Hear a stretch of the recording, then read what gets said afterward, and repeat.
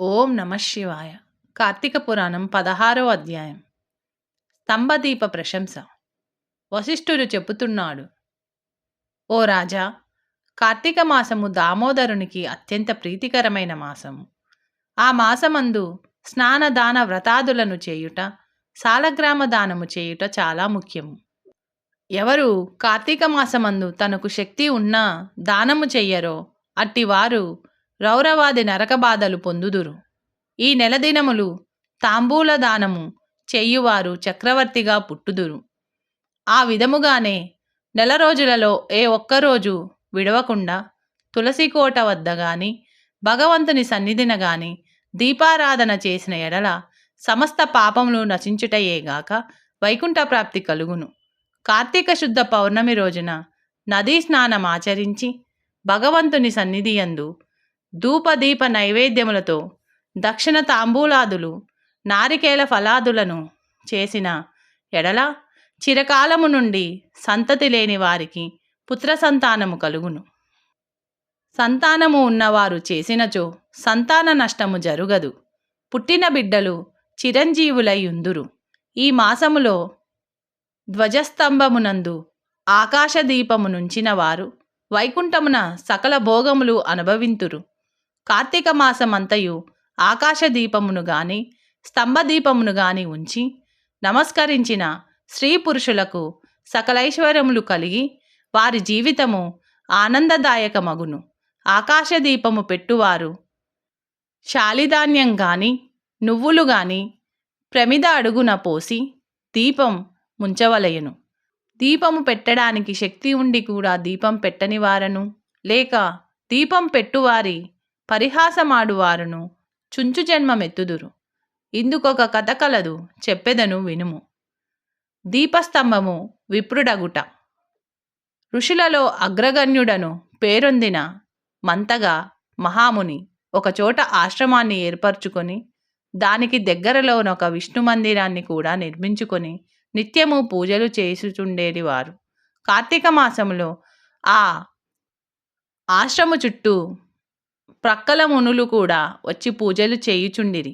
వారు ప్రతిదినము ఆలయ ద్వారముల పై దీపములు వెలిగించి కడు భక్తితో శ్రీహరిని పూజించి వెళ్ళుచుండేటివారు. ఒకనాడు ఆ మునులలో ఒక వృద్ధుడు తక్కిన మునులను చూసి, ఓ సిద్ధులారా, కార్తీక మాసంలో హరిహరాదుల ప్రీతి కొరకు స్తంభదీపము నుంచినచో వైకుంఠ ప్రాప్తి కలుగుతున్నది. మనకందరకు తెలిసిన విషయమే కదా. రేపు కార్తీక శుద్ధ పౌర్ణమి. హరిహరాదులు ప్రీతి కొరకు ఈ ఆలయమునకెదురుగా ఒక స్తంభమును పాతి దానిపై దీపమును పెట్టుదము. కావున మనమందరం అడవికి వెళ్ళి నిడుపాటి స్తంభము తోడుకొని వద్దుము రండు అని పలుకగా అందరూ పరమానంద భరితులై అడవికి వెళ్ళి చిలువలు పలువలు లేని ఒక చెట్టును మొదలంట నరికి దానిని తీసుకొని వచ్చి ఆలయంలో స్వామికెదురుగా పాతిరి. దానిపై శాలిధాన్యముంచి ఆవునేతితో నింపిన పాత్రను దానిపై పెట్టి అందు ఒత్తివేసి దీపం వెలిగించిరి. పిమ్మట వారందరూ కూర్చుండి పురాణపటమును చేయుచుండగా పెలపెలమను శబ్దము వినిపించి అటు చూడగా వారు పాతిన స్తంభము ముక్కలై పడి దీపము ఆరిపోయి చెల్లాచెదురై పడియుండెను. ఆ దృశ్యము చూసి వారందరూ ఆశ్చర్యముతో నిలబడియుండిరి. అంతలో ఆ స్తంభము నుండి ఒక పురుషుడు బయటకు వచ్చెను. వారతనిని చూసి, ఓయి, నీవెవడవు? నీవీ స్తంభము నుండి ఎలా వచ్చితివి? నీ వృత్తాంతమేమి అని ప్రశ్నించిరి. అంతా ఆ పురుషుడు వారందరకు నమస్కరించి, పుణ్యాత్ములారా, నేను క్రిందటి జన్మ అందు బ్రాహ్మణుడను, ఒక జమీందారుడను. నా పేరు ధనలోభుడు. నాకు చాలా ఐశ్వర్యముండుటచే మదాంధుడనై న్యాయాన్యాయ విచక్షణలు లేక ప్రవర్తించి తిని, దుర్బుద్ధులు అలవడుటచే వేదములు చదవక, శ్రీహరిని పూజింపక, దానధర్మాలు చెయ్యక మెలగి తిని, నేను నా పరివారముతో కూర్చుండియున్న సమయముననే విప్రుడైనా వచ్చినను ఆశ్రయించినను అతనిచే నా కాళ్ళు కడిగించి ఆ నీళ్లు నెత్తిమీద వేసుకోమని చెప్పి నానా దుర్భాషలాడి పంపుచుండేడి వాడను. నేను ఉన్నతాసనమునపై కూర్చుండి అతిథులను నేలపై కూర్చుండునని చెప్పిడి వాడను. స్త్రీలను పసిపిల్లలను హీనముగా చూచుచుండేడి వాడను. అందరూ నా చేష్టలకు భయపడేడివారు కాని నన్నెవ్వరూ మందలింపలేక పోయిరి. నేను చేయు పాపకార్యములకు హద్దులేకపోయేడిది. దానధర్మములు ఎట్టివో నాకు తెలియవు.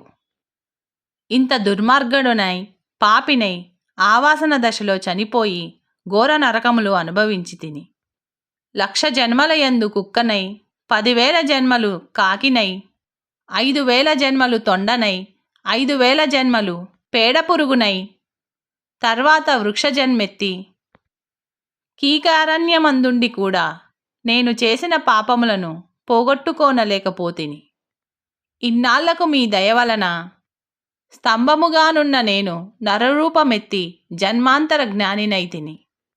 నా కర్మలన్నీయూ మీకు తెలియజేసి తిని నన్ను మన్నింపుడని వేడుకొనెను. ఆ మాటలు ఆలకించిన మునులందరూ అమితాశ్చర్యముంది. ఆహా, కార్తీక మాస మహిమవెంత గొప్పది! అదియునుగాక కార్తీక శుద్ధ పౌర్ణమి మహిమ వర్ణింప శక్యము కాదు. కర్రలు, రాళ్ళు, స్తంభములు కూడా మన కండ్ల ఎదుట ముక్తి నొందుచున్నవి.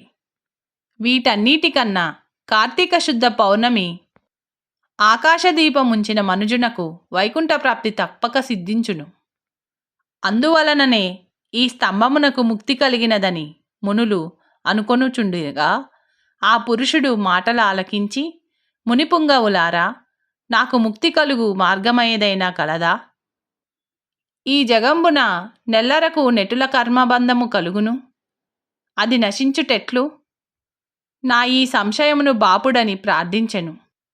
అక్కడ ఉన్న మునీశ్వరులందరూ తమలోనొకడగు అంగీరసమునితో, స్వామి, మీరే అతని సంశయమును తీర్చగల సమర్థులుగాక వివరించుడని కోరిరి. అంతా అంగీరసుడిట్లు చెప్పుచున్నాడు. 16వ రోజు పారాయణం సమాప్తం. ఓం నమః శివాయ.